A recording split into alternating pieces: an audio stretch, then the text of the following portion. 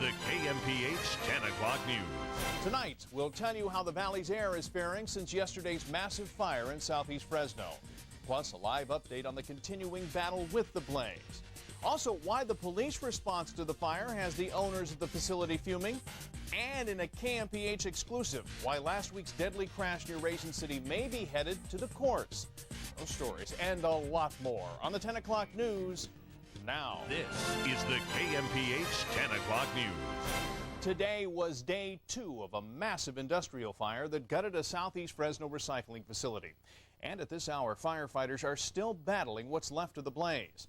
Flames first broke out at the Barros recycling plant located at Golden State and Orange yesterday afternoon.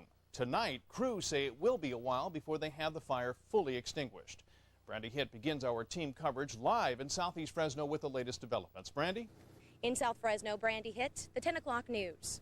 The owners of Barros Recycling, who was arrested yesterday while trying to gain access to his office during the fire, has filed a complaint against the Fresno PD for what he says was excessive force.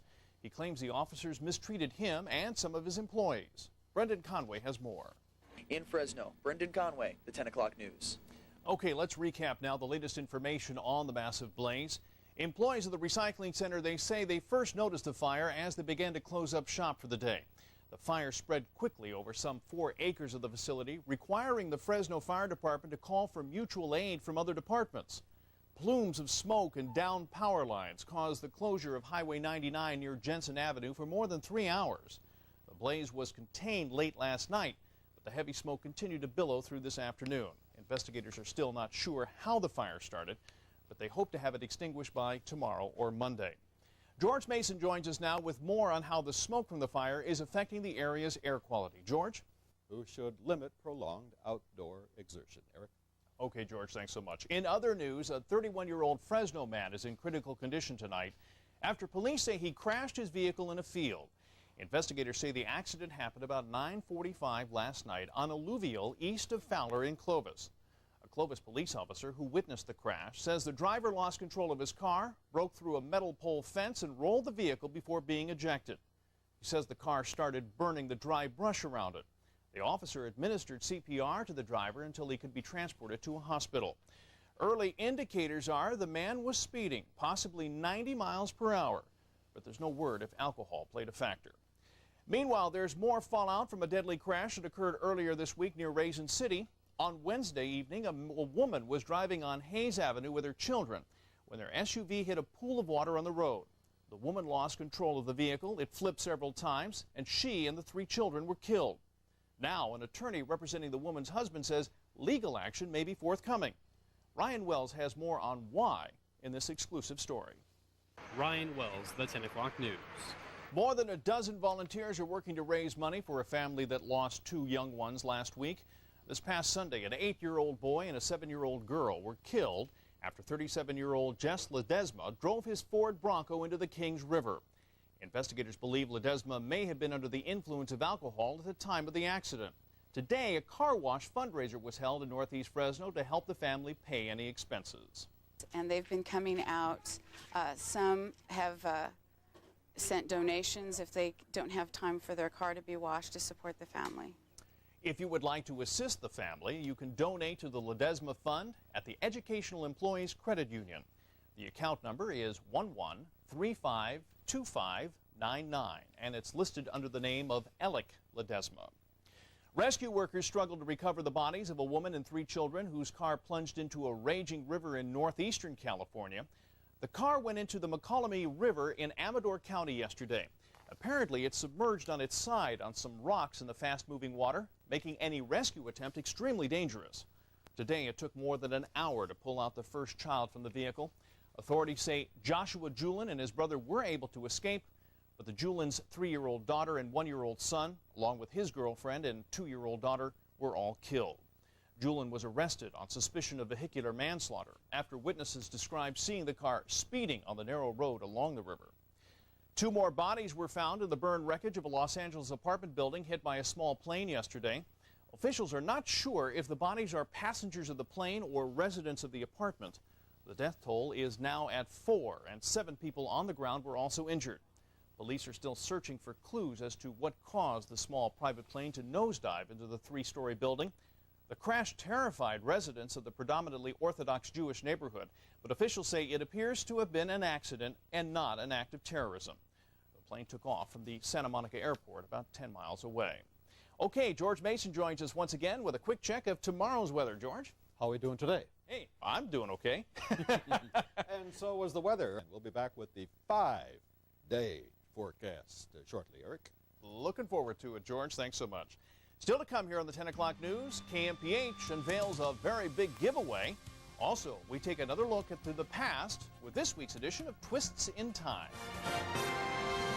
Educating seniors about the services available to them was the goal of an information seminar in Fresno today. Entitled A Super Senior Information Day, the 4-hour event was sponsored by the Fresno PD, SBC Pac Bell, and a group known as the Fresno County Triad. Together, they brought the seniors in attendance a wealth of information on a wide variety of topics. Talk to seniors about what's available to help them in the community. Organizers of the Super Senior Information Day want to encourage seniors to become more involved in what's happening in their community. And speaking of seniors, a senior citizens home is once again open in Central Fresno.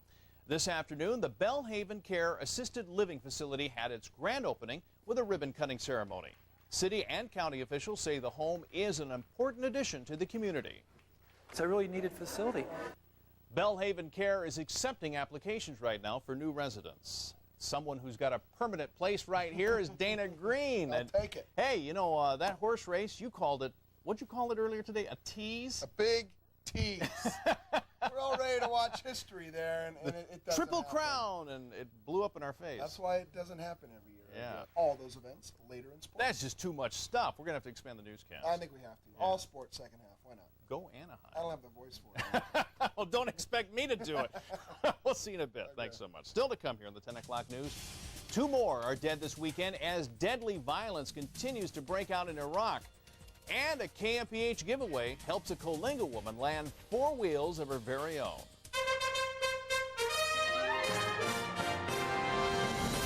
Hey, George Mason's back with weather news I like to hear. It's getting cooler. It's getting cooler. How about that? Yeah. Upper 80s to right around 90. The Wow.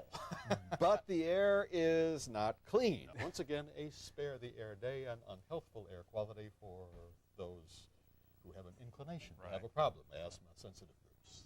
Well, just very pleasant times out there. It's the best we can do, and it's good enough. Thank you, George. Appreciate it. All righty. Continuing onward. Turning from the present and looking at the past. It's not often that parents have the perceptiveness to realize the innate qualities of their children, but such was not the case for a 19th century Fresno resident whose child went on to become quite famous, as Bill Code explains in tonight's Twists in Time.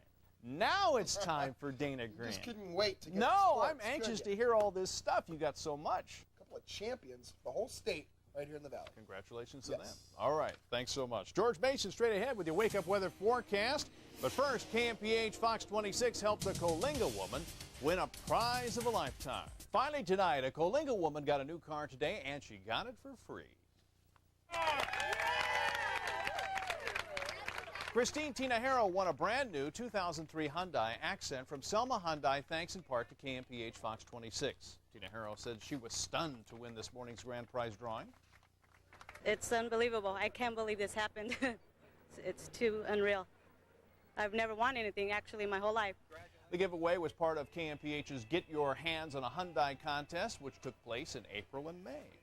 And we have our own winner right here with the weather. Yes, and a winning morning. It'll low 60s and a clear and pleasant night, heading for another pleasant day tomorrow. I love it.